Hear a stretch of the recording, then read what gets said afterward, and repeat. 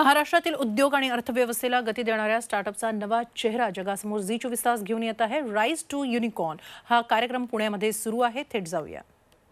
Variety and with the perfect infrastructure. कारण प्रत्येकच गोष्टी करता फंडिंग जरुरीच आहे.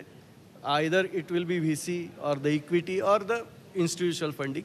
तर त्यामुळे आमचा business yes we have done it very settled way. आणि आम्हाला कॉन्फिडन्स कस्टमरचा हा फार महत्त्वाचा आहे सराफी व्यवसाय. आणि तो जस तर आम्ही टिकून आहोत तोच तर आम्ही आहोत. आणि तो आमचा जास्तीत जास्त वाढत जाणार ओव्हर अ पिरियड. आणि त्याप्रमाणे तो वाढतोय.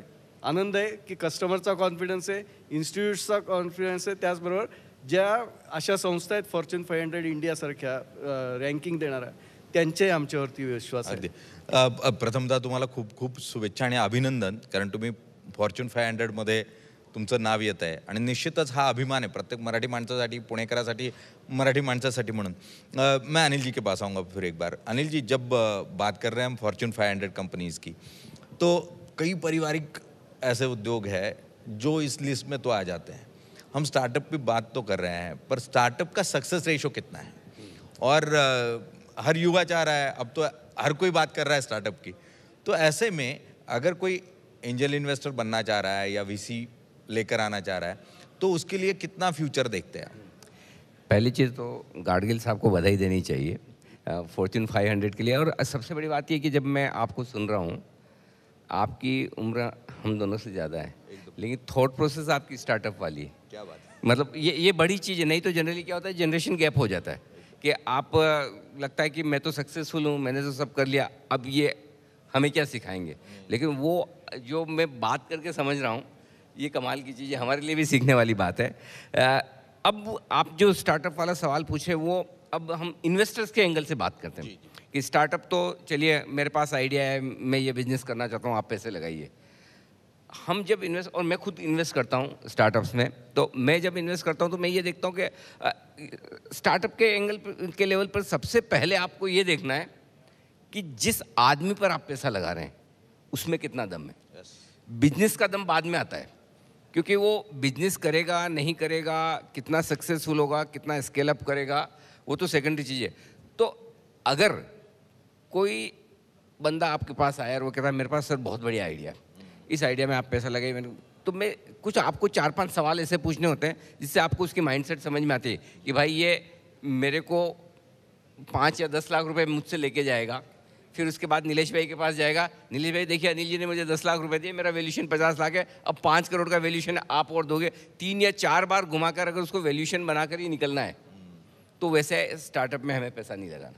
सो इन्वेस्टर्स के एंगल से आप सोचेंगे तो वाकई में वो उस बिजनेस को 5, 10, 15 साल तक करना चाहता है क्या, है ना. तब तो उस बिजनेस में पैसा लगाने का मजा है, एक चीज़. दूसरी चीज़ जो है, कैश बर्निंग बिजनेस में पैसा नहीं लगाना. अगर देखो कोई हम तो इतने बड़े इन्वेस्टर है नहीं कि कोई ई-कॉमर्स कंपनियों में पैसा डाल दें, हमारे बाद कोई और दूसरा डालेगा, तीसरा डालेगा, और आज नहीं 10 साल बाद कंपनी पैसा बनाएगी. इतने पैसे तो हमारे पास नहीं है. तो जो छोटे इन्वेस्टर्स हैं और जो स्टार्टअप्स में इन्वेस्ट करना चाहते हैं, उनको ये देखना ज़रूरी है कि ऑपरेटिंग लेवल पर कम से कम कंपनियां नुकसान न करें, कि फ्री कैश फ्लो होना ही चाहिए. अगर कैश बर्निंग बिजनेस है तो एक दिन एक लेवल पे आने के बाद उनकी गाड़ी रुक जाएगी, अब पैसा चाहिए, और पैसा नहीं है तो जितना लगाया वो ख़त्म है. सो ये 2 चीज़ें हमें बहुत ध्यान में रखनी ज़रूरी है. एक, जिस आदमी पर आप पैसा लगा रहे हैं वो वाकई में दमदार है क्या. एक और जो चीज़ है, जब हम देखते हैं स्टार्टअप्स में यंगस्टर्स आते हैं ज़्यादातर, है ना, 20 साल 22 साल 25 साल, एनर्जी बहुत है, ज़बरदस्त, ये कर देंगे, मतलब आसमान में सुराख कर देंगे, और ऐसे सब आते हैं. मतलब वो हम भी उस दौर से गुजरे हुए हैं, और बड़ा जोश रहता है ना. अगर आप उसको 2 चीज़ ना ये बताओ कि देख मैंने मेरे एक्सपीरियंस से ये सीखा है, वो एक्सेप्ट करने और सुनने के लिए तैयार है कि नहीं. ये बहुत छोटी चीज़ें हैं, लेकिन क्वालिटेटिव चीज़ें हैं. अगर समझो मैं मेरा एक्सपीरियंस बताना चाहता हूँ, तो उसको तो अपने ही जोश में है, सुनना नहीं है, तो हम समझ जाते हैं कि भाई ये चलेगा नहीं लंबा. तो थोड़ा सा हमें जज करना होता है. और अगर कोई आपके एक्सपीरियंस से सीखने को तैयार है, हैंड होल्डिंग के लिए तैयार है, और वाकई में उसको सिर्फ वैल्यूशन गेम नहीं बनाना है, उसको अपने बिजनेस को बड़ा बनाना है, अपनी नेक्स्ट जनरेशन के लिए बिजनेस बनाना है, तो उसमें पैसा लगाना है. संसार बहिणाबाईंची जात्यावरची ओवी म्हणजे